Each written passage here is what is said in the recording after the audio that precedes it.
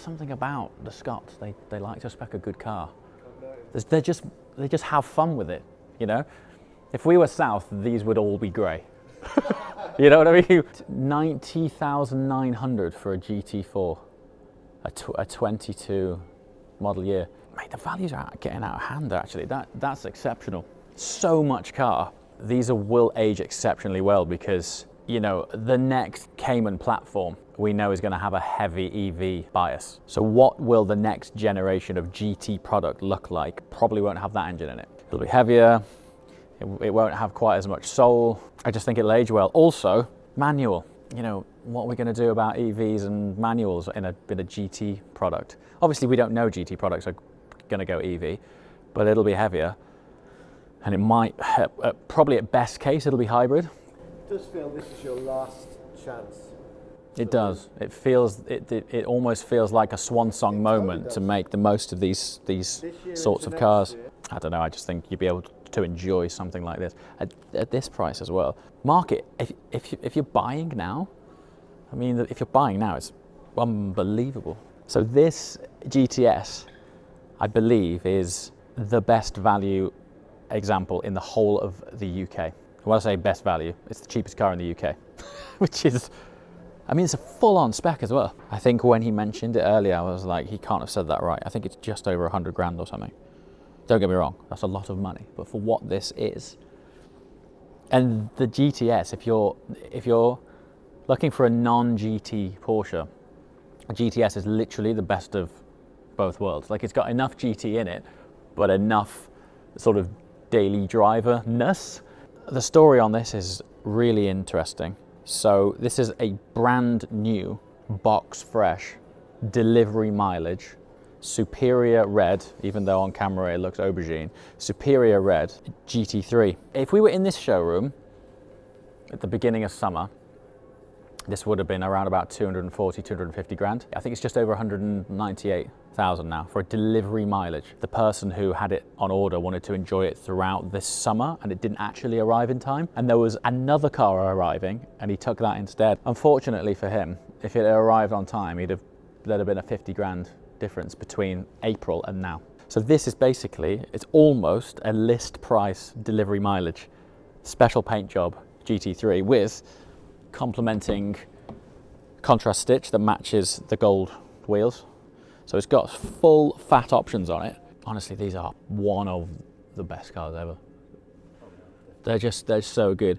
We did a Q&A on Instagram a few days back, and we always get if you could only have one car, or, you know, what's your favorite car? It's hard to actually say that, but if I had to choose one car as your sort of sports car only, it would be a GT3, and the chances are it would be 992. It's just the most complete platform. I think what's special about them is when you hear the word GT3, your association is going fast and track time, etc. But I think what makes them really special is their broad spectrum of ability is so unique in that they're as good at the supermarket run as they are going around the Nürburgring, if that makes sense. The spectrum is so wide that you can daily it and, you know, have a phenomenal time on your favorite B road coming back home from work, and then you can drive it to the Nürburgring and set some incredible lap times, and they just work. You know, they're bulletproof. Going back to, you know, these eras coming to an end, naturally aspirated flat six that revs to 9,000 RPM with that transmission is insane. I'm selling this car to myself. it's cool. It's a cool thing. Yeah, it's called Superior Red, but it doesn't. I can't actually see any red in it at all. It's more sort of aubergine, actually. As much as I didn't like the Ruby Star on the GT4 RS, something about the shape of this, it just really suits it. Apparently the plate comes with it as well. That cannot be right. Look at that. This is unheard of. It's absolutely absurd. Listen, I'm not disregarding the fact that that's a huge amount of cash, but where the market was a matter of months ago, that would have been well over 200 grand for a manual GT3. Are you kidding me? That's got to be one of the cheapest GT3s in the whole of the UK. I have never seen a price like that on a GT3 since it launched. They can't go back much more. I mean, it's so much car. Because the interior is neutral. Yeah, exactly. It's just black on a crayon stitch with crayon belts. It's literally perfect. It's really cool. Manual or PDK? I think it's totally dependent on your use case. I love driving manuals on the road, on the track. If you were to use it quite often as a track day car, I just find the PDK is an unbeatable experience. From a efficiency of speed point of view, on the road, the 991, I love that. I mean, stirring the box in the 991, like rev matching for absolutely no reason, is great. It's really, really fun and engaging. So you'd want this as a slightly more road biased car, and I'd be getting in that superior red for track days. Just keep it at the ring. This colour suits this shape.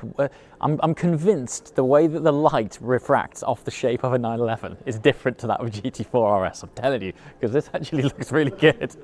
Why don't we spray our car ruby stone? Do you reckon that would work well? Living with one is going to be a very different take to just having an opinion on what it's like to live with an EV. That being said, I couldn't stand the Tesla. But we are a car channel, and I think it would be remiss of us to totally ignore the whole EV movement. On Instagram, we had loads of questions about our thoughts on EVs and future of transport and all of that jazz, and it was cool having that backwards and forwards, but just want to live with one that is of this capability. The GTS as well is positioned as the more driver-focused one. So even the sounds that they've programmed into this car, I can't believe I'm saying this, even the sounds that they've programmed into this car are more suggestive of even simulating gear changes, which the turbo doesn't do. So even though the turbo's a faster car, the way its steering feel is set up and its suspension and dynamics and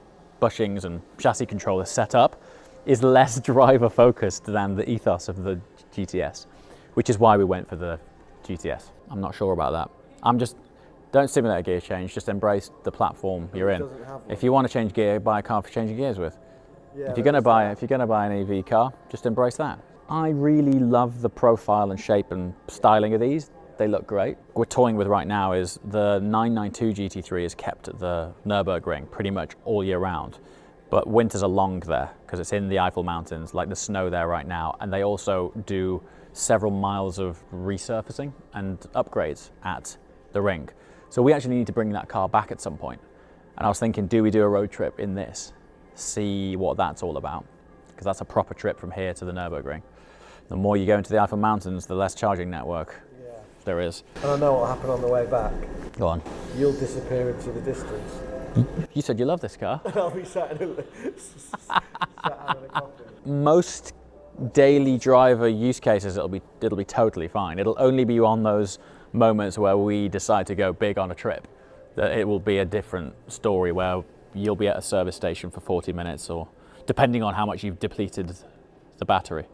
I think you can do a pretty decent charge in this in 20 minutes. I think you can go from low to 80% charged in 20 minutes on a rapid charger. So it's enough to get to your next one. Do you remember the McLaren MP4 12C? Yeah. So you used to open the doors on the early generation 12Cs by swiping the sill. And it was this like sort of, it was totally under the paint, like you didn't even know it was there. And there was this sort of sweet spot on the handle. And if you'd driven it in the rain or the dirt, you'd swipe and you'd get your hand covered in crap. But anyway, that had that to open the door. Imagine. It was quite cool, actually. There was always people going, is it here? Is it here? Where is it? They were just swiping the door.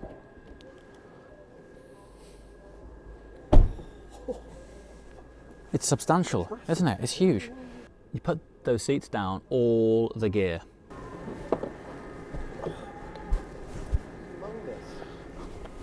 It's a good size, no? It's plush as hell. These guys do interiors to a different degree, don't they? That's the other thing as well. I think our EV experience, I mean, we've been fortunate to drive all sorts of EVs. I mean, this year we did Rolls-Royce Spectre, and that's an EV.